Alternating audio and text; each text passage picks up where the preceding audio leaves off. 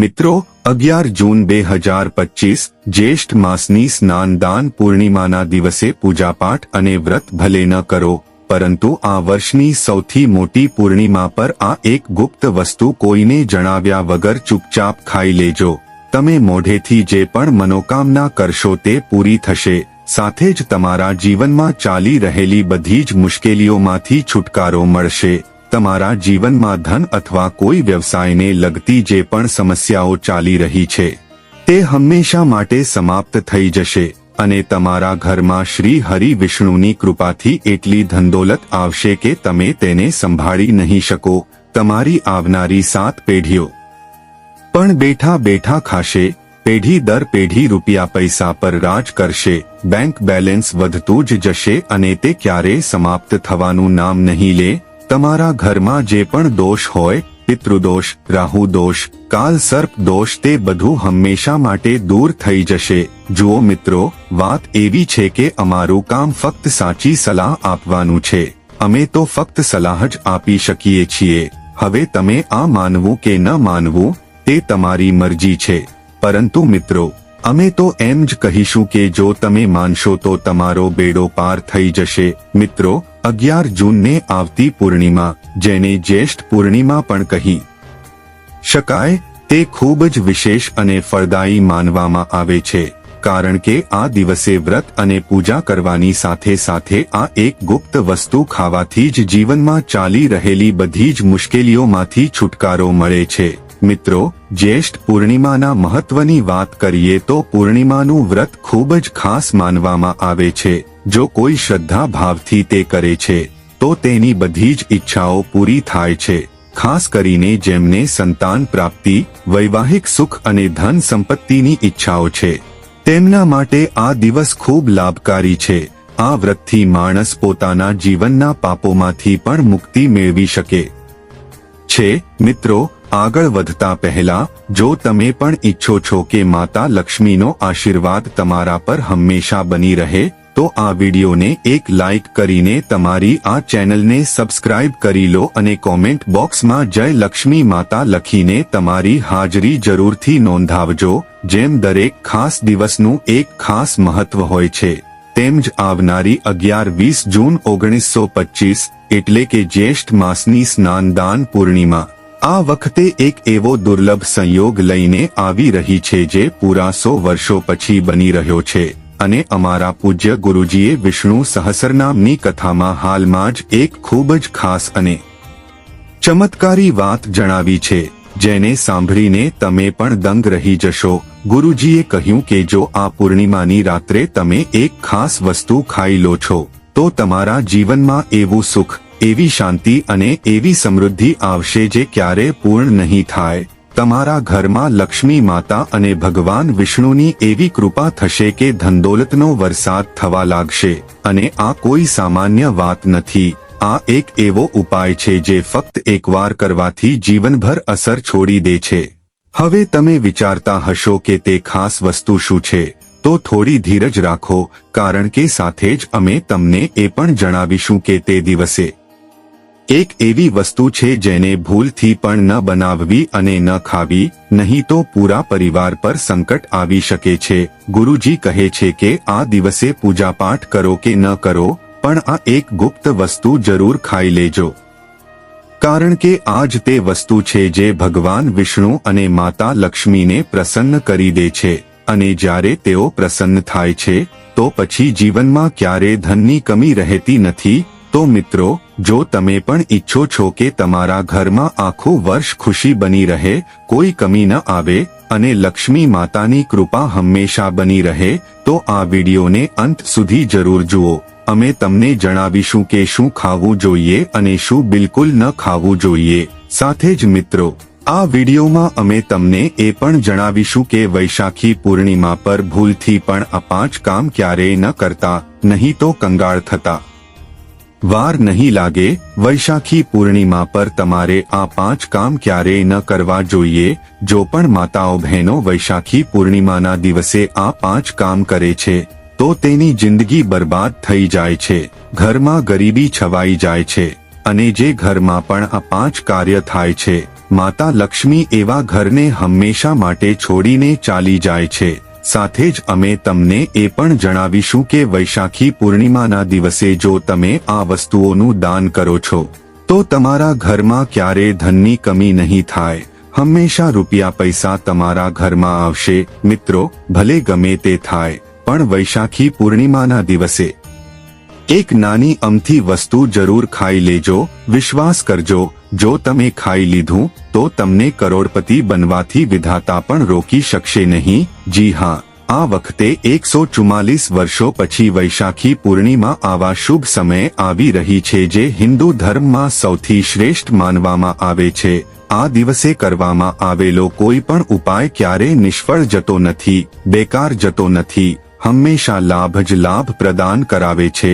ચાલો મિત્રો, હવે અમે તમને વૈશાખી પૂર્ણિમાની થોડી માહિતી આપી દઈએ. આ વખતે 2025માં જ્યેષ્ઠ માસની સ્નાનદાન પૂર્ણિમાને લઈને લોકોના મનમાં ખૂબ મૂંઝવણ છે કે આ વ્રત ક્યારે રાખવામાં આવશે, 10 કે 11 જૂને, પૂજા કેવી રીતે કરવી, શુભ મુહૂર્ત શું રહેશે અને શું ન ખાવું. આ વિડીયોમાં અમે તમારા બધા સવાલોના જવાબ આપીશું. બસ તમારે આ વિડીયો પૂરો જોવો પડશે.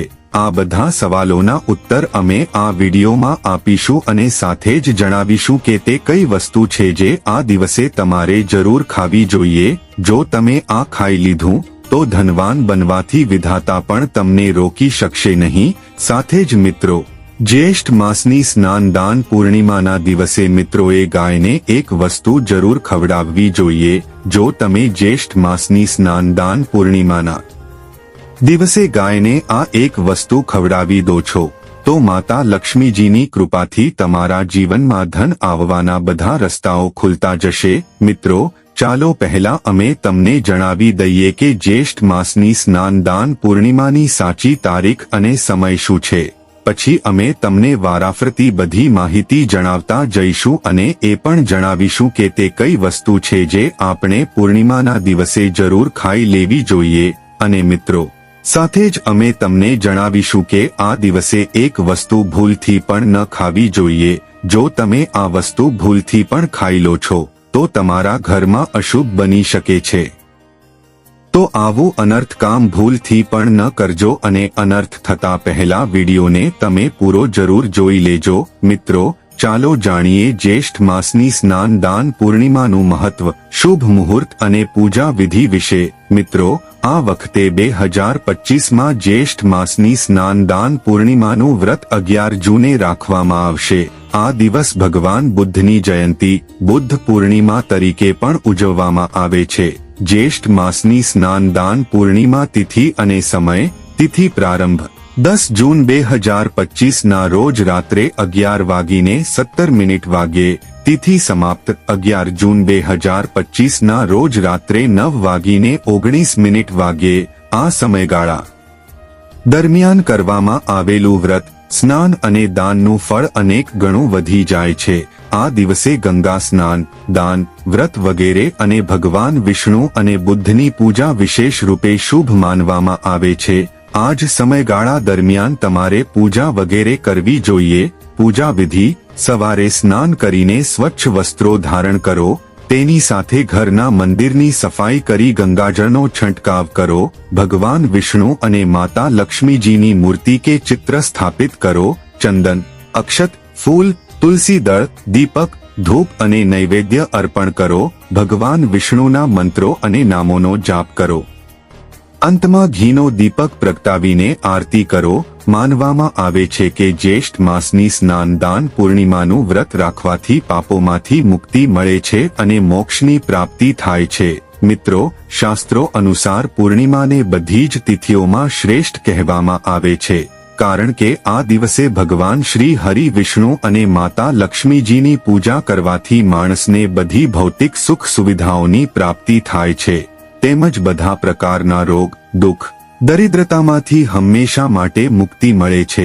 સાથે જ જ્યેષ્ઠ માસની સ્નાનદાન પૂર્ણિમાના અતિ પવિત્ર દિવસે કેટલાક વિશેષ ઉપાય કરીને માણસ પોતાના જન્મજન્માંતરમાં કરેલા બધા પાપ કર્મોમાંથી પણ છુટકારો મેળવી શકે છે. મિત્રો, હવે જાણીએ જ્યેષ્ઠ માસની સ્નાનદાન પૂર્ણિમા પર શું કરવું જોઈએ જેથી જીવનમાં બધું તમારા મન મુજબ થાય, તમારા અનુકૂળ થાય, પુત્રની પ્રાપ્તિ થાય, સંતાનનું કલ્યાણ થાય, સંતાનના જીવનમાં ક્યારે કોઈ મુશ્કેલી ન આવે.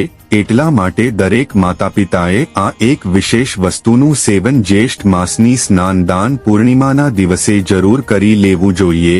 સાથે જ કેટલીક એવી વસ્તુઓ પણ છે જે તમારા ઘરમાં પૂર્ણિમા પર ભૂલથી પણ ન બનવી જોઈએ. તેના વિશે પણ મિત્રોને જણાવીશું. વૈશાખી પૂર્ણિમાની પૂજા અને પ્રસાદમાં તમે દ્રાક્ષ અવશ્ય લઈને આવજો, કારણ કે દ્રાક્ષ માતા લક્ષ્મીજીને ખૂબ પ્રિય છે અને ભગવાન શ્રી હરિ વિષ્ણુજીને 5 પ્રકારના ફળ જેમાં કેળા, દ્રાક્ષ, કેરી, પપૈયા, નાળિયેર સામેલ છે તે અર્પણ કરવા જોઈએ. તમે તમારી ઈચ્છા અનુસાર ફળ લાવો, પરંતુ દ્રાક્ષ, કેળા, પપૈયા અવશ્ય હોવા જોઈએ. પણ જો કોઈ કારણસર તમે આમાંથી કોઈ પણ ફળ અર્પણ ન કરી શકો તો મિશ્રી અથવા કિશમિશનો પણ ભોગ ભગવાનને લગાવી શકો છો, કારણ કે જગતના પાલનહાર ભગવાન શ્રી લક્ષ્મીનારાયણ તમારા સાચા ભાવ, પ્રેમ અને ભક્તિને જુએ છે. તમે કોઈ પણ 5 રંગના ફળ લઈ શકો છો, પરંતુ એક વાતનું ખાસ ધ્યાન રાખો કે ભગવાન શ્રી હરિ વિષ્ણુજીને અને માતા લક્ષ્મીને નાશપાતી ક્યારેય ન ચઢાવવી જોઈએ. તેનાથી ધનનો નાશ થાય છે, કારણ કે આ ફળના નામથી જ અર્થ નીકળે છે નાશ કરનારું ફળ. શાસ્ત્રો અનુસાર જે માણસ કોઈ પણ શુભ દિવસે, ખાસ કરીને જ્યેષ્ઠ માસની સ્નાનદાન પૂર્ણિમા પર દ્રાક્ષ ખાઈ લે છે તેના જીવનમાં ક્યારે ધનની કમી થતી નથી. પૂર્ણિમાના દિવસે દ્રાક્ષમાં સાક્ષાત માતા લક્ષ્મીનો આશીર્વાદ હોય છે. માતા લક્ષ્મીનો આશીર્વાદ હોય છે. એટલા માટે મિત્રો, તમે દ્રાક્ષ અવશ્ય ખાઈ લેજો. સાથે જ શ્રી હરિ વિષ્ણુજીને જ્યેષ્ઠ માસની સ્નાનદાન પૂર્ણિમા પર શેરડી અવશ્ય અર્પણ કરજો. આ ખૂબ જ શુભ અને મંગળકારી માનવામાં આવે છે. પણ જો તમને આ સમયે શેરડી ન મળે તો તમે ગોળ અને ચણાની દાળનો ભોગ પણ ભગવાન શ્રી હરિ વિષ્ણુને અર્પણ કરી શકો છો. સાથે જ જો શેરડી અથવા ગોળ આ દિવસે તમે ખાઈ લો છો તો તમારા જીવનમાં ક્યારેય પણ ધનની કમી થઈ જ નથી શકતી. જ્યેષ્ઠ માસની સ્નાનદાન પૂર્ણિમાના દિવસે માતા લક્ષ્મીને 5 રંગની મીઠાઈઓ અવશ્ય અર્પણ કરજો. સાથે જ આ દિવસે માતા લક્ષ્મીને મખાના જરૂર ચઢાવવા જોઈએ. જે રીતે માતા લક્ષ્મીની ઉત્પત્તિ સમુદ્રમાંથી થઈ હતી, તે જ રીતે મખાનાની ઉત્પત્તિ પણ જળમાંથી થઈ હતી. મખાના પણ કમળના છોડમાંથી મળે છે. ધર્મશાસ્ત્રો અનુસાર કમળના ફૂલ અને મખાનાને ખૂબ જ શુભ માનવામાં આવે છે. સામાન્ય રીતે મખાનાની ખીર બનાવીને શ્રી લક્ષ્મીનારાયણને અર્પણ કરવાથી ઘરમાં ધનધાન્યના ભંડાર ભરેલા રહે છે.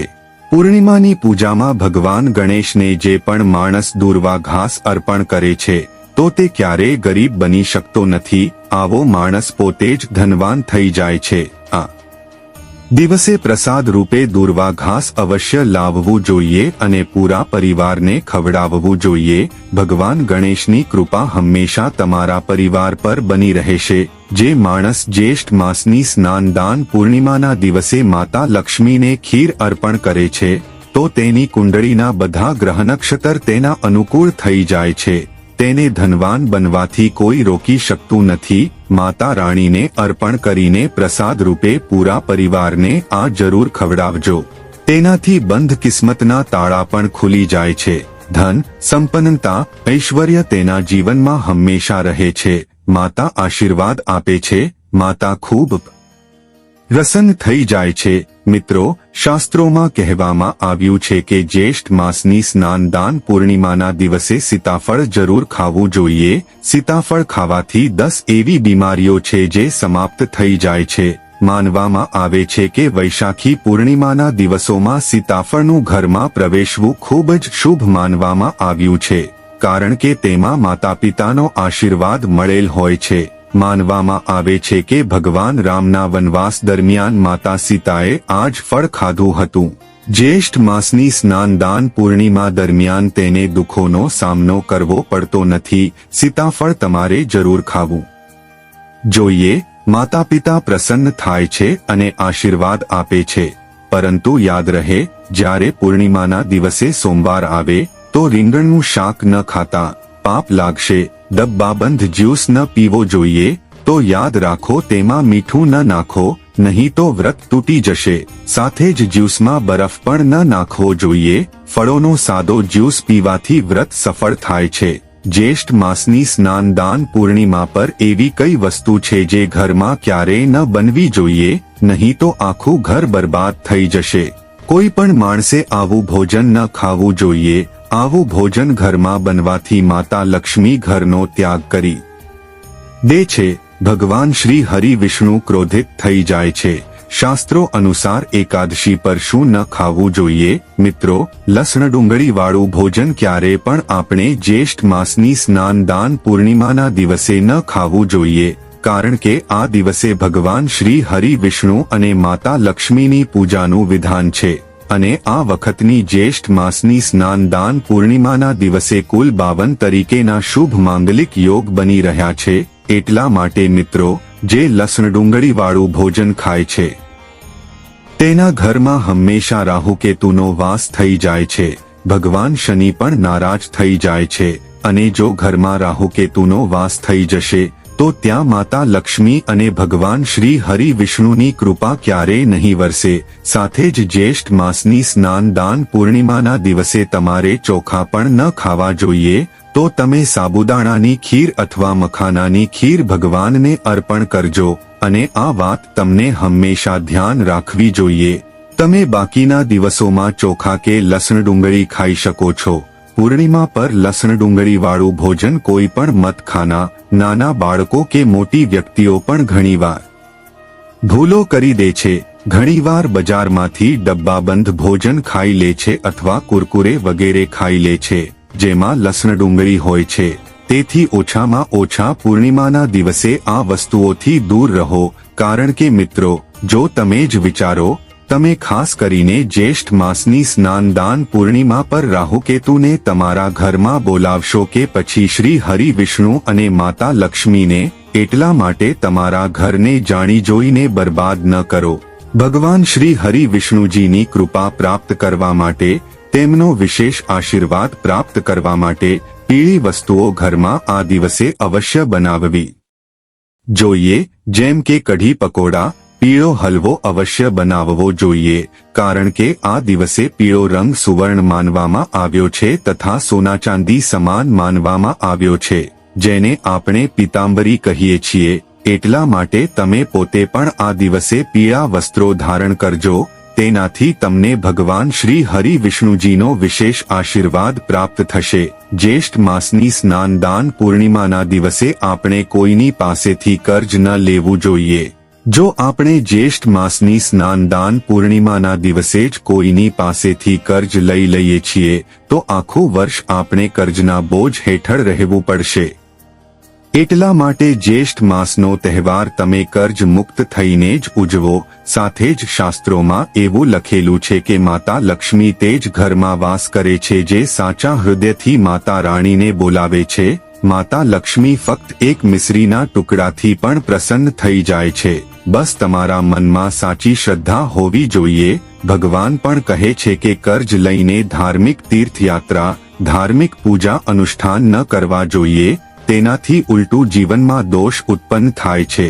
તો તમારી કોઈ પણ મનોકામના હોય, ભલે તે ધન સંબંધિત હોય કે સંતાન સંબંધિત હોય, તમારી દરેક મનોકામના ભગવાન શ્રી હરિ વિષ્ણુ પૂર્ણ કરી દેશે. મિત્રો, વૈશાખી પૂર્ણિમાના દિવસે આ 5 ભૂલો ક્યારેય ન કરવી જોઈએ. તેમજ આ દિવસે પતિ પત્નીએ એકબીજાથી દૂર રહેવું જોઈએ.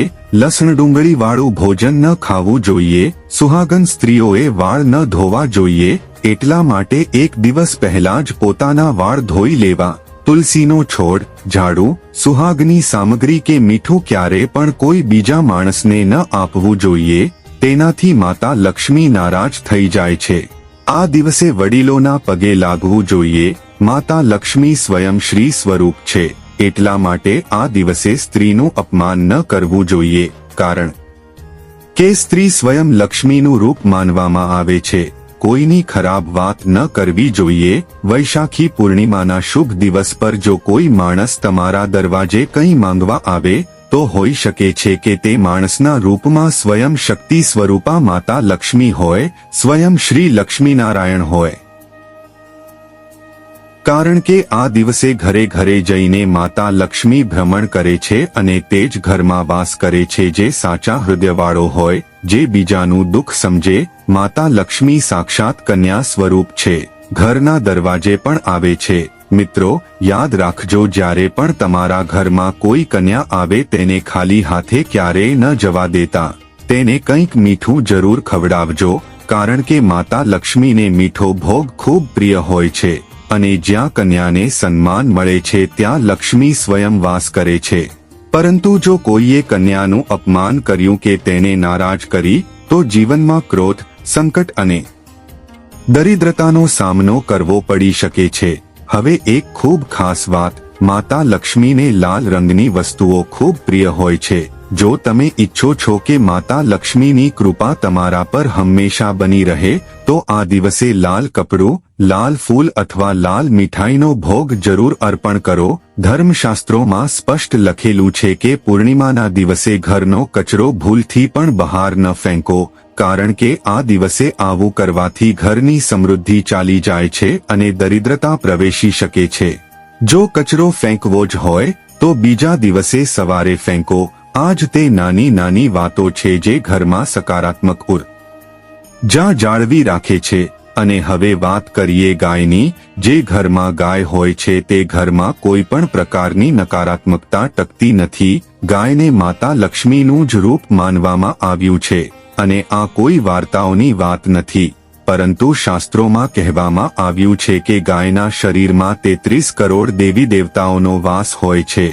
એટલા માટે જો તમે ઈચ્છો છો કે તમારા જીવનમાં ક્યારેય દુઃખદરિદ્રતા ન આવે તો રોજ ગાયને તાજી અને સાફ રોટલી ખવડાવવાની ટેવ પાડો. ધ્યાન રહે, વાસી કે ખરાબ રોટલી ક્યારેય ગાયને ન આપો. જો કોઈ દિવસે તાજી રોટલી બનાવવાનું રહી જાય તો તે દિવસે થોભી જજો, પરંતુ વાસી રોટલી આપીને પુણ્યની જગ્યાએ પાપ ન કરતા. જો ઘરમાં કોઈ ફળ કે શાકભાજી ખરાબ થઈ જાય તો તેને પણ ગાયને ન આપતા. તેનાથી ઘરની સમૃદ્ધિમાં કમી આવી શકે છે. ગાયને પ્રસન્ન કરવાનો એક સરળ ઉપાય છે, લોટની 11 નાની નાની લુઆણ બનાવો, તેના પર હળદર લગાવો અને પ્રેમથી ગાયને ખવડાવો. વિશ્વાસ કરજો, તેનાથી તમારા જીવનમાં સુખ, શાંતિ અને સફળતાની ધારાઓ વહેવા લાગશે. ગાયના ચરણોનો સ્પર્શ કરજો, કારણ કે તેમાં ઈશ્વરનો વાસ હોય છે. જો શક્ય હોય તો ગાયની 7 વાર પરિક્રમા જરૂર કરજો. આ એક એવો ઉપાય છે જે તમારા જીવનની દરેક અડચણને દૂર કરી શકે છે. અને હા, જ્યારે પણ રોટલી આપો તેમાં થોડું ઘી કે હળદર જરૂર લગાવી દેજો. આ રોટલી ફક્ત ગાયને ભોજન નહીં, પરંતુ તમારા ભાગ્યને જાગૃત કરનારો પ્રસાદ બની જશે. મિત્રો, આ તમામ માહિતી જનરુચિને ધ્યાનમાં રાખીને આપવામાં આવી રહી છે. વાસ્તુશાસ્ત્રના ઉપાયોને તમારી આસ્થા અને વિશ્વાસ પર અજમાવો. અમારી ચેનલ આ વિડિયો દ્વારા કોઈ પણ પ્રકારનો દાવો કરતી નથી. આજની આ માહિતી જો તમને પસંદ આવી હોય તો આ વિડિયોને એક લાઇક કરીને તમારી આ ચેનલને સબસ્ક્રાઇબ કરી લો અને બેલ નોટિફિકેશનને ઓન ઓલ પર સેટ જરૂર કરજો. જય જય શ્રી રામ.